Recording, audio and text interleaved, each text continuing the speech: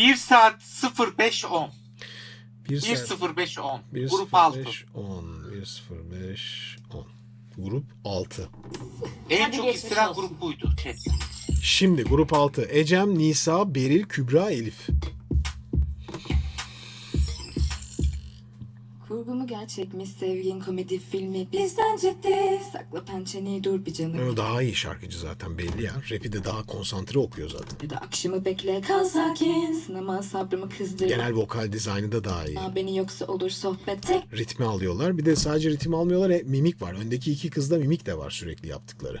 Onlar bayağı parçayı yemişler gibiler Ya zaten. da akşamı bekle kal sakin. Sınama Sahnede söylüyor gibi davranıyorlar. sabrımı kızdırma beni yoksa olur sohbet tek tek. Biliyorum üzgünsün ama Baya suçlusu baya. senden ağlama çok çektim. Sor bir bana sor, kaptırdım kendimi yine. Güzel. Ses rengi çok hoş. Çok dengeli. Ne yaptığını bilen okuyor. Yani mesela bir önceki gruplarda dedim ya böyle hacimsiz veya cesaretsiz. Bu kız mesela bilinçli seçtiği bir tonda ve bilinçli seçtiği şekilde bir okuma yapıyor. Yani ben diyor ki ne çok güçlü okuyacağım ne çok güçsüz okuyacağım. Ben böyle çok duygusalım. Demek ki daha önce sesiyle ilgili bir şeyler yapmış bir kız. Zor, Ve vokaller zaten gümbür gümbür geliyor. Öndeki ikili yıkıyor ortalığı. duramam gökyüzü ten rengindeyken. Sadece gözünde bir korku var onun da. Bu korku iyi değil ya. Ben bu korkuyu hiç sevmiyorum abi. Yani şarkıcının korktuğu bir şey olması kötü. Neden korkuyor abi? Neden korkuyorlar mesela? Neden korkuyorlar mesela? Bu ilginç. Yani bence zaten yani çalışma mantığının içinde biraz daha rahat bir ortamın olması bence daha iyi olur. İlk etapta. Eğer bu gelişim süreci ise yani keşke böyle mesela koltuklarda falan böyle anladın mı hani yayılarak daha rahat hani böyle oturmuş bacak bacak üstüne atmış hani yastığa sarılmış biraz daha anladın mı yani bir de o hissi almıyoruz yani böyle çok kalıp bir disiplin mantığı içinde gidiyor iş ve bence o bazı kişilerin kendisini yeterince gösterememesini veya geliştirmemesine sebep olabilir. Bu da şuna yol açıyor. En tehlikeli şey bence şu Özgün. Farz et biri yarışmaya giriyor. Yarışmada kendini göstermeye çalışıyor olmuyor. Sonra çıkacak. Bir bakacaksın aynı İrem Derici gibi. Bak. Ne yaptı? Ses Türkiye'ye katıldı değil mi İrem Derici? Ne oldu İrem Derici yarışmada? Elendi. Şu an o yarışmanın overall'una katılan hepsinden daha ünlü mü? Melek Mosso. Ya bu buna doğru götüren bir şey. Bir de hani o yarışmalarda anlık çıkıp yok olma var çoğunda. Yani birinci turda geliyorsun söyledin sonra da gitti. Bunda öyle de yok. Devamlı buradalar. Keşke bu içerideki düzen daha fazla çalışsa aslında. Yani biz sonunu görsek mesela bunun. Hani bir anlık çalışmayı değil birçok çalışmanın sonrasında ortaya çıkmış bir şeyi görsek daha güzel olurdu diyorum bence. Duramam gökyüzü Bu kız çünkü kendini geliştirebilecek potansiyele sahip aslında. ten rengindeyken. Yok, biliyorum hiç şansım Boç. yok ama yine.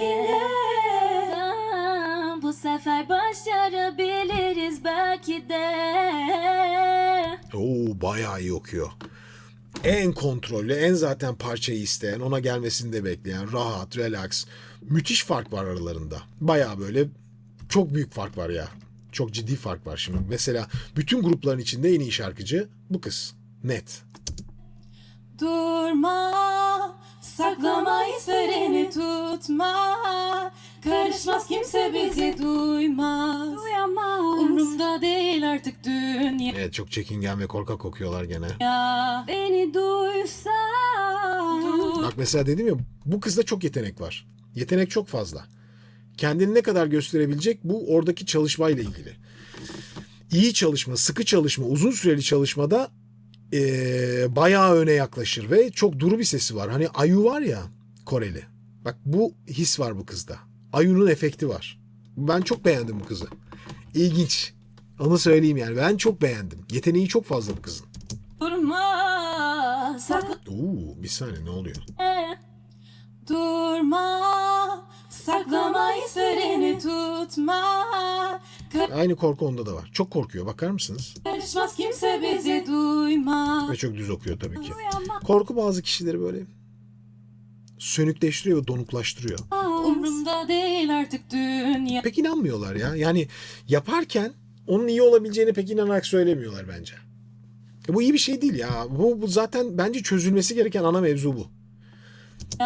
Beni duy. Ya ben şuna karşıyım abi. Açık fikrimi söyleyeyim. Ben bir şey izleyeceğim mesela. Bu daha kötü, bu daha iyi. Ben bunu niye değerlendirmek zorundayım ki bir izleyici olarak? Ya, analiz falan değil şu an mevzunun. Yani neden böyle bir şey olsun?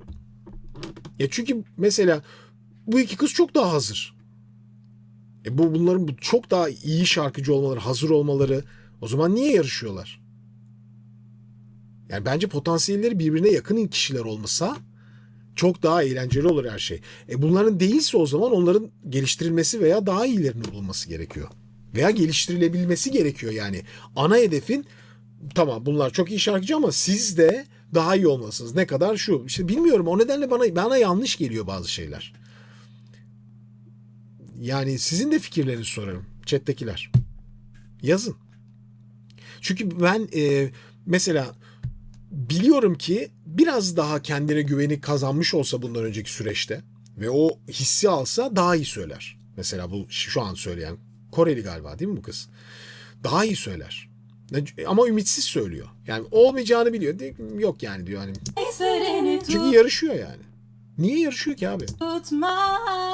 Karışmaz kimse bizi duymaz. Hani dalıp gitmemiş. Müzikle uğraşmaya dalıp gitmemiş. Hani daldığın zaman fark etmezsin ya, detone bile olsa. Yani tamam ama ben çok iyi eğlendiğini hissedersin orada. O his yok. Umrumda değil artık dünya. Beni duysa. Baksana ya, yeteneği çok güzel bu kızın. Çok beğendim, çok. Kim bu kız? Adı nedir abi? Özgüncüm. Özellikle inatla. Kızın... Kübra mı hocam sağ üstteki? Sağ üstteki evet. Kübra Akış. Kübra fanıyız bu dakikadan sonra. Kübra sen çok daha iyi olacaksın.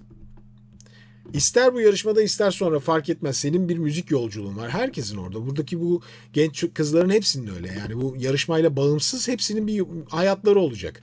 O hayatlarında daha potansiyel sahibi olabilirler. Durma. Saklama hislerini tutma. Karışmaz kimse bizi duymaz. Bu arada bir şey diyeyim mi? Bu kız back vokalden çıktığı andan itibaren back vokaller darmaduman oldu.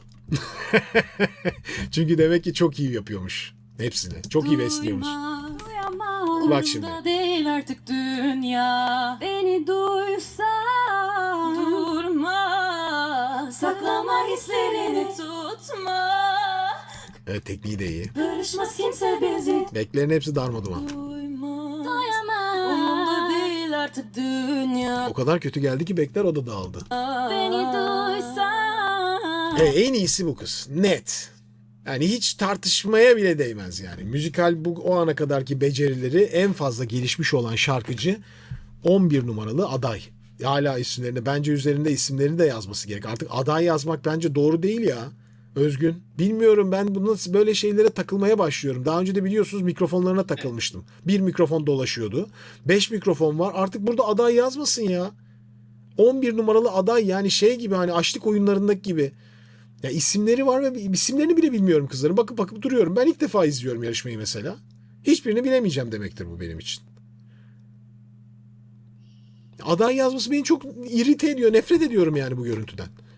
Neden aday yazıyor kızların üzerinde? Aday. 11 numaralı aday. 9 numaralı aday.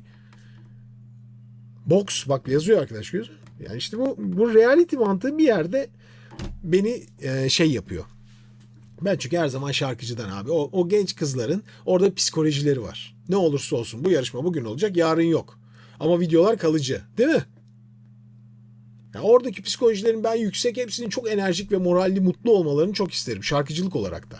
O bakımdan söylüyorum bunları. Evet, cool. Başka var mı? Şu an için bu kadar istendi hocam en çok. Süper. Hepsine başarılar diliyorum. Hepsi daha korkusuz söylesinler. Yani çok önemli değil ya. Hani keyfinize bakın, eğlenmenize bakın. Eğlendiğinizi görelim çünkü burada eğlenmekten çok gerilim de var. Çok fazla gerilim var. Yarışma psikolojisinden olduğu için. Ama bence yarışacak hiçbir şey yok. Çok saçma bir şey yarışmaları. Çünkü yarışma şununla olur Özgün. Konservatuara 10 tane çocuk alırsın, tamam mı? 1000 kişi arasından. Bak. Konservatuara 1000 kişi arasından 10 kişi alırsın abi. Onu da çok iyi şarkı söylüyordur. Yarışma odur. O 10 kişi Ya ben bir şey zaten potansiyelleri çok özür dilerim bitireyim. Çok yüksek potansiyelli oldukları için yarışmaya başladıklarında abi seyirciyi dumur ederler. Neden? Ya bunu mu seçsek, bunu mu seçsek? O da iyi ama anladın mı? Şimdi böyle bir şey yok. Bir tanesi zaten diğerlerine göre çekiniyor. Öbürü çok iyi. Şimdi o çekinenle aynı yere koyuyorsun onu. O onunla yarışmıyor ki. O zaten demoralize olup bırakıyor. O zaman ne oluyor? Toplu olarak kötü bir sonuç çıkıyor. Bence öyle. Neyse. Şimdi söyle Özgüncüm. şey soracaktım da hocam, ben bu canlı müzik yapmaktan anlamadığım için. Orada konuk jüri olan Ateş Atilla, bu şarkının da işte bestecisi olan. Evet. Şey dedi, kızlara biz metronom vermedik diye bir yorumda bulundu. Metronom kullansa kızlara ne gibi faydası olurdu? Çok merak ettim onu. Yani şimdi ben hiç tonlara da bakmadım. Belki parçanın içinde okurlarken hafif hafif düşüyor da olabilirler veya tizleşiyor da. Onlarla da ilgilenmedim. Ben şu an onların genel okuma psikolojileriyle ilgilendim aslında veya okuma birazcık anladım. Hani genel uyumları, kıyaslanmalarıyla alakalı konuştum. Metronom olsa bence darmaduman olurlar. Hepsi. Çünkü Tersi etki yapar. şöyle olacak çünkü metronomda tık tık tık tık durma diye girecekler. Rap'i okuyan kaçıracak. Biri arada es aldı mı öbürü kaçacak. Bu ne olacak? Bu sefer çekim kaç saat uzayacak ben tahmin edemem. Zaten bütün mantık çekim üzerine ya. Çekimi yapmak üzerine aslında. Yani çekimi sonuçta bu kameramanlar belli sürede bitirmek zorundalar bu işi yani. Hepsinin paydosu var. Bu kızlar da öyle bak giyinmişler, makyajlar yapılmış, herkes hazır, oradaki koçlar hazır, onların da günleri var, hayatları var. Herkesin bir hayatı var. Yani şimdi orada metronomu da vermeye başladın mı her hatada bir daha dönmen lazım yani. Metronom kaçtı mı çünkü bir daha toparlayana kadar sabah olacak. Yani ama bir fikir olarak tabii ki daha iyi olur. Ya bu işin sonu yok ki ama o metronomu kime yaparsın? Diyorum ya bak 1000 kişiden 10 kişi alırsın veya 20 kişi alırsın konservatuara, İTÜ Türk Devlet Konservatuarı'na, İTÜ'ye. Biz 1000 kişi, 2000 kişi başvurmuştu yıl 96. Biz 20 kişi girdik ses eğitimine. Sen şimdi o 20 kişiyi bir araya koydun mu Özgün? Tamam mı? Evet. O kişilere metronom verip yaptırırsın. Çünkü onlar zaten belli bir seviyenin üstünde kulak sınavlarını geçerek giriyorlar. Burada bir kulak sınavı yapılıyor mu? Yani bir puanlama üzerinden yapılmıyor benim gördüğüm kadarıyla. Yani başka bir şey. Bu o değil zaten. Olsun diye de demiyorum bak. Ama biraz daha yakın kapasiteler çok daha güçlü ve zor bir yarışma getirir değil mi? Mesela bu kız iyi söylüyor. Yanında bir tane daha fena değil. Arkada bir tane bu da oksa hadi bakalım seç. Savaş alanı olur değil mi? Evet. Ama çok zevkli olur. O zaman böyle bir değil birçok kişiye doğru yönlenmeye başlarsın. Daha fanatizm artmaya başlar. Hani çünkü o zaman tarzını da sevenler olur. Çünkü hiçbir şarkıcının tarzı birbirine aynı değildir abi. Aynı şarkıyı söyleseler de bu kızla bu kızın okuma stilleri aynı şekilde kaliteli okusalar da farklı. Mesela bu daha ayu. Tam ayu bu kız. İnanılmaz yetenekli ve çok genç bir kız ya. Ben çok beğendim. Tebrik ederim. Peki bu kadar.